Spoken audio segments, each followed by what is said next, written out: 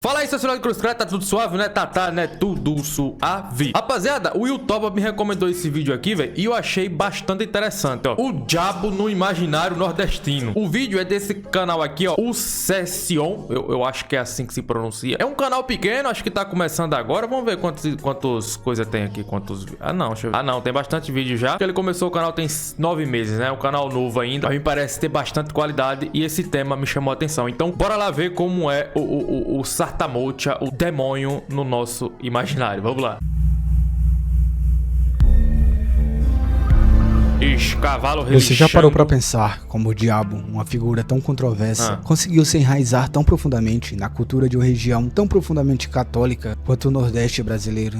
Provavelmente não. Mas recentemente eu estive lendo um excelente livro que Brincadeira, já sim, mas passou por longe assim na minha cabeça, tá ligado? é interessante e te prende na história do início ao fim. Logo nas primeiras Esses negócios aqui me lembram daquela novela Cordel Encantado, tá ligado? páginas, um personagem em particular Essas me artes chamou assim. a atenção pelo seu ar de mistério, o próprio diabo. Trata-se do livro Bahia, do meu Bahia. Aí, oxê, botaram aquele farol da barra dentro da garrafa, velho. amigo Vitor Santos. Essa obra me fez refletir sobre como o diabo, como uma figura simbólica, tem uma presença marcante na cultura nordestina já há muito tempo. Ele está nas páginas de Vitor Santos, nos autos de Ariano Suassuna, na Olha lá, não é o diabo do filme do Autor Compadecida, velho? literatura de cordel, no cinema, nos repentes dos cantadores Sim, olha lá, e olha lá João Grilo, meu irmão.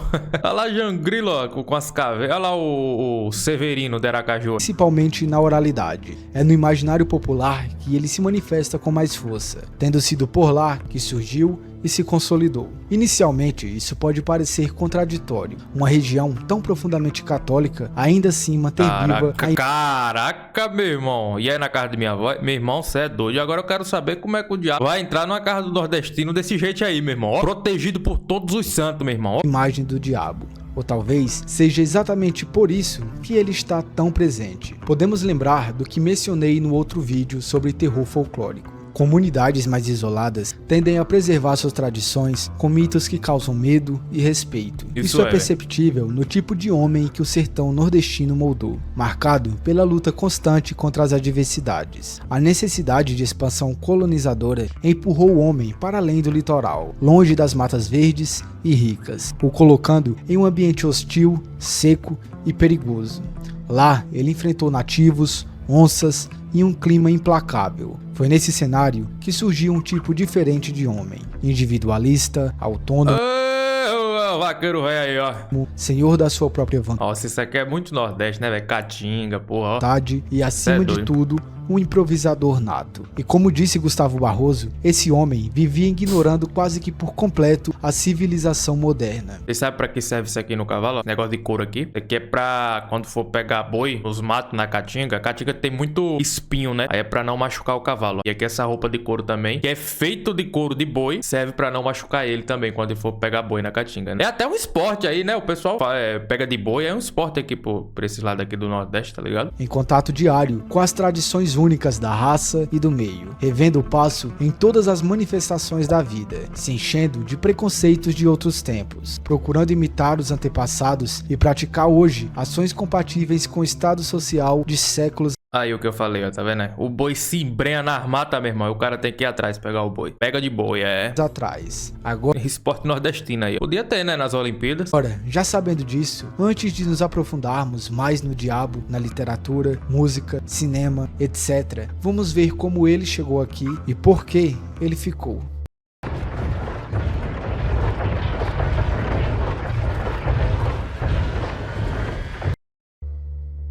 Como o diabo chegou no Nordeste? Vixe. Quando Pedro Álvares Cabral chegou ao Brasil, Foi nessa época aí? Olha aí, ó. Tá vendo quem trouxe o diabo pra cá? Foi Pedro Álvares Cabral, ué. desembarcou apenas com marinheiros e religiosos, mas também com símbolos poderosos que moldariam a cultura do país: Deus e o diabo. Enquanto Frei Henrique Então foi ele que trouxe o diabo pra cá? Tipo, essa coisa de Deus e diabo? Não existia antes dele? Os índios não sabiam? Acho que não, né? de Coimbra celebrava a primeira missa e fincava a cruz cristã no solo brasileiro, O diabo encontrava seu espaço entre as tentações humanas. Como Os assim? marinheiros, desgastados por meses no mar, sucumbiam à luxúria diante das mulheres indígenas, que por sua vez viam nos portugueses quase que figuras divinas. Assim, o diabo tirava a atenção dos portugueses da missa e a direcionava à nudez das índias. Na época, o diabo já era uma figura poderosa na imaginação europeia. Temido e respeitado, ele aparecia em lendas e superstições, e sua presença era evitada até mesmo pelo uso de apelidos. A tradição oral portuguesa trouxe para o Brasil um repertório de nomes para o diabo impressionante, desde Tinhoso até Capeta, com a Gostei da variedade de coisas aqui no estúdio dele. Simples, aí aqui eu não sei o que é. Tem um chapeuzinho aqui, não dá pra ver porque eu tô na frente, mas tem um chapeuzinho nordestino aqui do lado. intenção de não invocar diretamente sua presença. Essa prática ganhou ainda mais força no Nordeste, onde o cotidiano árduo e a religiosidade intensa moldaram a maneira como o povo lidava com as forças do bem e do mal. Os missionários, preocupados em conter os pecados da carne que marcavam as primeiras décadas da colonização, usaram a imagem do diabo como uma ferramenta pedagógica, o pintando como uma criatura aterrorizante, preto, com chifres, rabo e cheiro de enxofre, sempre segurando um espeto. Essa representação não apenas reforçou o medo, mas também cimentou a figura do diabo como um símbolo do mal absoluto na cultura popular nordestina. No entanto, o diabo não ficou restrito aos sermões religiosos. Ele se enraizou nas expressões culturais e na literatura oral da região. Nos cordéis, aparece frequentemente como um personagem astuto e maléfico, mas muitas vezes enganado por figuras humildes. Histórias como a mulher que prendeu o diabo em uma garrafa mostram a esperteza popular triunfando sobre o mal. O diabo, transformado em fumaça, entra na garrafa para provar sua habilidade. Eu já vi essa história aí, mas no lugar do diabo tinha um saci, né? Aí, mas aqui no Nordeste, pra cá, pra onde eu moro, pro meu lado, tá ligado? Quando se fala em saci, se você fala pra minha avó, o saci, ela já associa o saci com o capiroto, tá ligado? Com o diabo. Então, é duas coisas aí que tá misturada aí, tá ligado? Tá meio confuso aí na cabeça do mais velho, que o saci é o diabo. Ou pode ser também, não sei, tá ligado? Porque no folclore diz que o saci é o quê? É um moleque malvado, tá ligado? Que faz o feijão queimar, por exemplo. Ele faz traquinagem, entendeu? Mas não fala certamente que ele é um demônio. Ou sei lá, não sei, velho. Apenas para ser aprisionado novamente, mostrando que mesmo temido, ele é vulnerável à inteligência humana. Esse tipo de diabo, que é enganado e vencido pela esperteza do sertanejo, foi chamado por Câmara Cascudo de demônio logrado. A presença do diabo no Nordeste vai além das histórias. Ela está também na linguagem cotidiana. Enquanto os homens, por machismo ou frustração, mencionam o diabo frequentemente em seus desabafos, as mulheres preferem apelar a Deus e aos santos. Expressões como Minha Nossa Senhora e Graças a Deus são comuns entre elas. Eu uso muito. Uso muito. Minha Nossa Senhora, meu irmão. Meu Deus. Enquanto os homens recorrem a... Tem uma palavra aqui no Nordeste que se chama cabrunco, meu irmão. É usado pra tudo. Pra você designar raiva, por exemplo. Tá com raiva de alguma coisa. Cabrunco. Por exemplo, você tá triste. Pô, cabrunco, eu estou triste. Vê algo bonito. Cabrunco, bonitão, velho. Só que pra minha avó, essa palavra significa que eu tô chamando o nome do capiroto, do demônio, do satanás. Tá ligado? Pra ela, essa palavra é um demônio. Não pode ser dita de jeito nenhum, meu irmão. Você fala isso perto dela, ela, meu irmão, pega um ar da bexiga, doido, tá ligado? E é só uma palavra, pô, tá ligado? Botaram na cabeça dela e dos povos mais velhos que isso é uma palavra maléfica do demônio, entendeu? Não, cara, é só uma palavra. Tem até lugares que usam essa palavra como forma de elogio. Mas pra cá, pro Nordeste, pro mais velho, né, pelo menos, como se fosse uma palavra, nossa, falou aquilo, vai morrer, tá ligado? Frases como, tá com diabo, ou é a besta fera mesmo, para expressar indignação. Essa vai falar uma porra dessa perto de minha avó pra tu ver a pegada de a ligeira da porra. Essa dualidade reflete a luta diária do povo nordestino que busca na fé e na cultura popular formas de lidar com as adversidades da vida. Nos folguedos, o diabo é uma figura recorrente, muitas vezes representado como um vilão. No Bumba Meu Boi, por exemplo, ele aparece para tentar os personagens, mas é constantemente derrotado. No Pastoril, tenta desviar as pastoras a caminho de Belém, mas é frustrado pela intervenção divina. Essas representações mostram a força simbólica do diabo como antagonista, mas também como figura cômica que frequentemente acaba se lascando. Outro ponto interessante são os provérbios populares que reforçam a presença do diabo como metáfora para os desafios da vida. Dizeres como mente vazia é a oficina do diabo, ou quando Deus dá a farinha, o diabo rasga o saco, refletem a percepção do mal como parte inevitável da condição humana. Mas nem sempre o diabo é sinônimo de desgraça. Em algumas expressões, como o diabo de saia, ele assume um tom mais leve e até com significados mais interessantes, se é que vocês me entendem. O diabo de saia. No Nordeste, o diabo é mais que um símbolo do mal. Ele é parte integrante da cultura popular, representando as lutas internas e externas de um povo que enfrenta a dureza da vida com criatividade e fé, seja nas histórias de cordel, nas brincadeiras dos mamulengos ou nas expressões do dia a dia. O diabo permanece uma figura complexa, ao mesmo tempo que temida e desafiada, ajudando a contar a história de um povo resiliente e de imaginação fértil. Presença do diabo do Nordeste, vamos lá. Apesar do diabo, os seus demônios, serem mencionados no Brasil desde a chegada dos europeus, fosse atormentando os índios ou assombrando os colonizadores que adentravam as matas, foi somente em meados de 1594 e 1595 que ele foi documentado pela primeira vez. Caralho, o diabo é velho, viu? Com as primeiras visitas do Santo Ofício. Nesses registros, podemos encontrar bruxas fiéis a ele e até feiticeiras que prendiam o diabo dentro de uma garrafa, o obrigando a servi-las, e dando origem ao familiar. Eram comuns também as histórias daqueles que em encruzilhadas invocavam e faziam pactos com o próprio Tinhoso. Um relato interessante, mencionado pelo historiador Pereira da Costa, é do diabo de Casa Forte, palco da batalha contra os holandeses em 1645. Ao longo do século XVII, a Bahia presenciou várias aparições do diabo, queimando casas à vista das pessoas, furtando bens, rasgando roupas em público e até mesmo perseguindo, ameaçando e agredindo pobres miseráveis. Após esses relatos do coisa ruim atazanando as pessoas, vemos uma mudança em suas ações, passando a agir de outra forma. Agora, os relatos começam a descrever possessões pelo próprio diabo. Essas possessões eram descritas como afetando as vítimas, tanto fisicamente quanto mentalmente, além de impactar o ambiente que mudava por completo. Relatos incluem alterações no clima, a luz do dia que desaparecia, barulhos estranhos e até mesmo odores desagradáveis. O demônio só... Dizem que o demônio, né, o diabo tem cheiro... Aqui, pra onde eu moro, né? O pessoal diz que tem cheiro de cabaça. Agora, qual o cheiro de uma cabaça, eu não sei, meu irmão. Podia ser expulso mediante a um exorcismo realizado por um padre. Uma história marcante da época do domínio holandês conta sobre uma moça da cidade de Pojuca que, possuída, exigiu a presença de um padre específico para exorcizá-la. Inicialmente, os holandeses presentes não levaram o caso tão a sério, mas de repente, a mulher começou a falar em neerlandês, os acusando tanto de pecados cometidos em suas terras natais, quanto os pecados cometidos no Brasil. Após isso, eles finalmente trouxeram o padre solicitado, que conseguiu de fato expulsar o demônio, e até mesmo fez com que a mulher cuspisse um anel de azeviche, que serviu como uma espécie de troféu. Esse evento fez com que os neerlandeses passassem a respeitar profundamente os religiosos católicos que aqui viviam. E assim, o diabo permaneceu por séculos atormentando, possuindo e cometendo crimes no Nordeste, atazanando qualquer um que cruzasse seu caminho. Relatos como esses, amplamente documentados em cartas e documentos oficiais, mostram sua forte presença como algo real e que causava medo em todos, ficando marcado para sempre no folclore daquele povo. O diabo na literatura.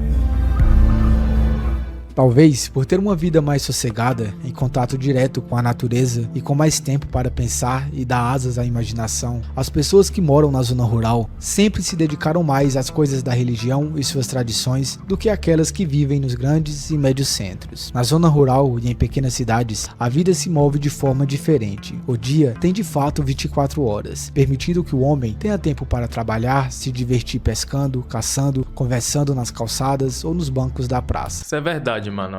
Essa cultura de lendas e tudo mais assim é muito mais forte pro interior, né, velho, do que numa cidade grande. Tipo, no interior, se uma pessoa fala alguma coisa, que viu alguma coisa, vai se espalhar muito mais. Aí cria aquele ar, tá ligado? De mistério e tudo. A cidade grande não, toda hora tá acontecendo uma coisa, é muita correria e tudo, não tem como se dissipar a notícia e ao mesmo tempo dar aquela amedrontada, tá ligado? Porque aqui no interior, meu irmão, se você fala que viu um fantasma hoje, amanhã ninguém sai de casa de noite.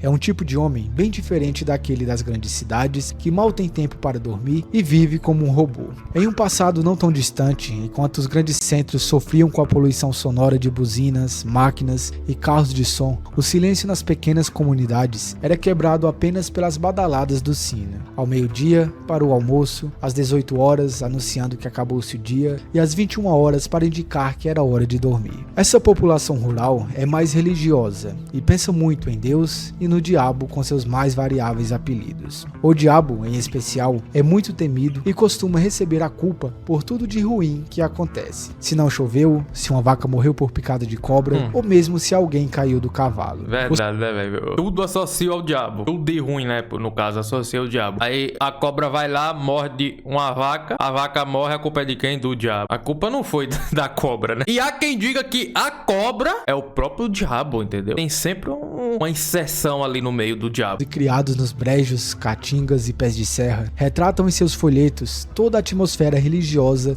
que envolve esse povo rural. A figura do diabo preto, com chifres, cauda em forma de seta, cheiro de enxofre e segurando um espeto é muito popular. Falam que tem cheiro de enxofre também. Esse tema é amado não só pelos poetas, mas também pelos consumidores. Nas feiras das cidades, vilas e povoados, o povo gosta de ouvir histórias onde o diabo aparece, faz suas maldades e no final acaba se dando mal. Um bom exemplo disso é o cordel A Mulher que Enganou o Diabo, de José Costa Leite, que começa assim. Tem um filme assim, né? Acho que eu já vi algum filme assim, velho. Ou é o homem que enganou o diabo, alguma coisa assim, velho. Escrever um trancoso que vem do meu bisavô. Ele contou um dia ao meu velho avô. Meu avô contou ao meu pai, depois meu pai me contou. A história segue com um homem chamado Otaviano, que durante uma pescaria encontrou uma garrafa com uma fumaça azulada dentro e decidiu levá-la para casa. Sua mulher, chamada Isabel, acabou abrindo a garrafa e de dentro saiu o próprio diabo. Isso deu início a uma grande confusão e muita discussão entre os dois, até que a mulher começou a duvidar que o diabo realmente tivesse saído da garrafa. Ela então o desafiou a provar que podia sair e entrar novamente. Para provar sua habilidade, o diabo entrou na garrafa e outra vez Isabel o prendeu. Mas a história enganado com sucesso não termina por aí. Ela segue com a mulher enganando o diabo mais vezes e levando vantagem em cima do capeta. Ou seja, a mulher é o próprio diabo. E na cestilha final, o poeta termina dizendo: já expliquei ao povo como é que mulher faz. O seu dom de atraiçoar, sei que não se acaba mais, tanto que ela enganou até mesmo Satanás. E esse foi apenas um exemplo. Existem incontáveis cordéis que têm o diabo como tema. História de Roberto do Diabo, o rabequeiro do brejo e o trinado do diabo, exemplo da moça que viu o diabo, a idade do diabo, meu Deus. Cara. Mesmo em muitos que não possuem menção ao pior que eu tenho, velho. Eu tenho vontade de pegar uns cordéis assim pra ler, velho. Coisa ruim no título. Sua história está envolta nas tramóias do diabo. O ponto interessante de se notar é que o Tramóias, tá aí, velho. Faz tempo que eu não ouço essa palavra. Tramóias. diabo quase nunca sai dessas histórias como vencedor. Ele sempre acaba derrotado e enganado em meio aos pactos e acordos com os sertanejos. Tá vendo? Então no cordel aí, o diabo não tem vez, né, velho? Toda hora enganado, passado a perna. Que diabo é esse? Vale ainda citar que, muito além da literatura de cordel, o diabo se faz presente também em livros clássicos da nossa literatura, tanto nos mais populares quanto nos mais eruditos. Obras como Grande Sertão Veredas, onde o diabo se apresenta como uma forma simbólica e constante na vida do sertanejo. Sendo mais do que uma presença física, ele é uma ideia, uma presença que permeia as escolhas humanas. Riobaldo, o protagonista, acredita ter feito um pacto com o diabo em sua busca por poder e justiça. No entanto, a obra de Guimarães Rosa nunca revela claramente se o pacto foi real ou fruto da imaginação atormentada de Riobaldo. O diabo aqui não tem chifres ou cheiro de enxofre, mas se manifesta nas dúvidas, medos e tentações humanas. Tem cabelo liso e cheiro de produtos Avon, refletindo o dilema moral do protagonista entre o bem e o mal. Essa ambiguidade faz do diabo uma força ainda mais poderosa, pois ele habita o íntimo dos personagens, representando as escolhas e os conflitos internos do sertanejo diante de um mundo hostil e sem respostas claras. Outra forma de interpretar o diabo diabo aí, né? Já em outra obra, o famoso Alto da Compadecida, o diabo assume um conhecido. papel cômico e caricato, refletindo o talento de Ariano Suassuna para mesclar humor e religiosidade na cultura. Aqui, o diabo é uma figura que tenta seduzir as almas dos mortos em um julgamento no além, mas acaba enganado pela esperteza de João Grilo, o protagonista. Ele é retratado como um antagonista atrapalhado que perde espaço para a misericórdia divina representada por Nossa Senhora. Ao mesmo tempo, sua presença reforça a ideia de que o mal e a tentação estão sempre à espreita, mas podem ser vencidos pela inteligência, pela fé e, claro, pelo senso de humor. E cara, existem ainda dezenas de outros trabalhos que têm o diabo como personagem, seja ele agindo por trás dos panos, como um dos principais antagonistas, ou apenas aparecendo de forma ocasional nas tramas das histórias narradas. Então, fica com vocês a missão de procurar mergulhar mais nessas obras. O diabo na linguagem popular, vamos ver.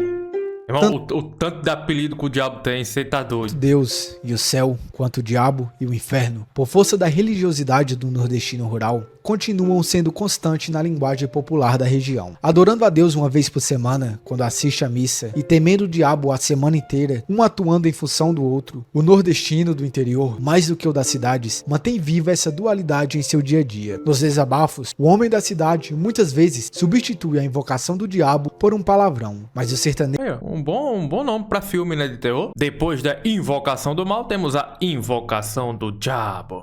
Tradicionalmente menciona o capiroto em momentos de revolta ou ira, às vezes ainda fazendo referência até mesmo ao seu reino infernal. Em contraste, a mulher nordestina interiorana tende a fazer o oposto. Docemente dedicada à família, quase sempre em casa e envolvida com as coisas da igreja, ela invoca o nome de Deus e dos santos em momentos de aflição ou alegria. Na linguagem popular feminina, é comum ouvir menções a Nossa Senhora, Nosso Senhor, Virgem Maria, Padre Cícero ou qualquer outro meu Padre Inciso.